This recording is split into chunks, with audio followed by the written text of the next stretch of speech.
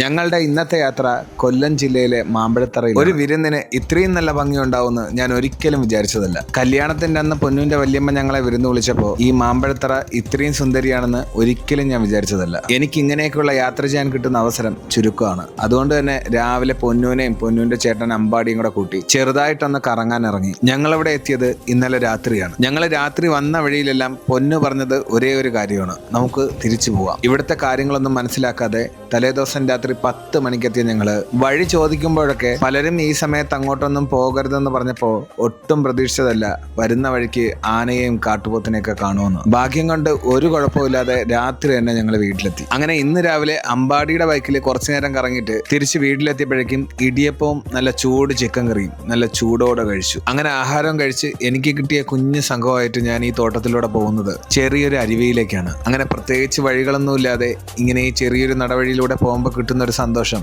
അത് പോയിട്ടുള്ളവർക്കേ മനസ്സിലാവും. പണ്ട് സ്കൂളിൽ പഠിക്കുമ്പോൾ വീട്ടുകാരൊന്നും അറിയാതെ പാടത്തും പറമ്പത്തൊക്കെ പോയിട്ടുണ്ടെങ്കിലും വർഷങ്ങൾക്ക് ശേഷം ഇങ്ങനെ ഒരു യാത്ര ആദ്യമായിട്ടാണ്. ഞങ്ങളങ്ങനെ ഒടുവിൽ ഉദ്ദേശിച്ച സ്ഥലത്തെത്തി. നല്ല കണ്ണാടിയായി ഒഴുകുന്ന തെളിനീരായ അരുവി. ഇവിടെ കുളിച്ചില്ലെങ്കിൽ പിന്നെ എവിടെ കുളിക്കേ? അങ്ങനെ വന്നവരും നിന്നവരും എല്ലാവരും കൂടെ ചേർന്ന് മൊത്തത്തിലൊന്ന് ആറാടി. ഞങ്ങളങ്ങനെ എല്ലാവരും കൂടി നീരാട്ടും കഴിഞ്ഞ് വീട്ടിലെത്തിയത് നല്ല തലക്കറി വേവുന്ന സമയത്ത്. ആഹാ, ആ മണം അടിച്ചപ്പോഴേ വായിൽ വെള്ളമൂറി. അങ്ങനെ വിരുന്നിന്റെ മെയിൻ ഘടകമായ ഉച്ചത്തെ ഭക്ഷണം ഇത്രയും കറികളുടെ കൂടെ തലക്കറിയും കൂടി ആയപ്പോൾ ഒരു രക്ഷയില്ല. ഞങ്ങളങ്ങനെ ഉച്ചത്തെ ഭക്ഷണം വിശാലമായി കഴിച്ചിട്ട് നേരത്തെ പറഞ്ഞ ആ കുഞ്ഞു സംഘമായിട്ട് ഞങ്ങൾ വീണ്ടും കറങ്ങാൻ ഇറങ്ങി. പോകുന്ന വഴിയിൽ ഇന്നലെ രാത്രി ഞങ്ങളെ പേടിപ്പിക്കാൻ വന്ന കാടിലെ കണ്ണനെ ഇന്ന് കുറച്ച് അകലെ നിന്ന് ഞങ്ങൾക്ക് കാണാൻ കഴിഞ്ഞു. അങ്ങനെ ആർത്തുല്ലസിച്ച് നടക്കുന്ന അവരെയും കണ്ടോണ്ട് നേരെ പോയത് ഒറ്റയ്ക്കൽ ലുക്കൗട്ടിലേക്കാണ്. നല്ല വെയിലുള്ളത് കൊണ്ട് ഞങ്ങൾ അങ്ങ് താഴോട്ടൊന്നും പോയില്ല. ദൂരെ നിന്ന് കുറച്ചു നേരം നല്ല കാഴ്ചകളൊക്കെ കണ്ടിട്ട് നേരെ ഞങ്ങളെ വീട്ടിലേക്ക് വന്നു. വീട്ടിലെത്തിയപ്പോൾ കണ്ടത് വീട്ടിന്റെ മുറ്റത്ത് മയിലാട്ടം. ഇത്രയും നല്ല മനോഹരമായ സ്ഥലത്ത്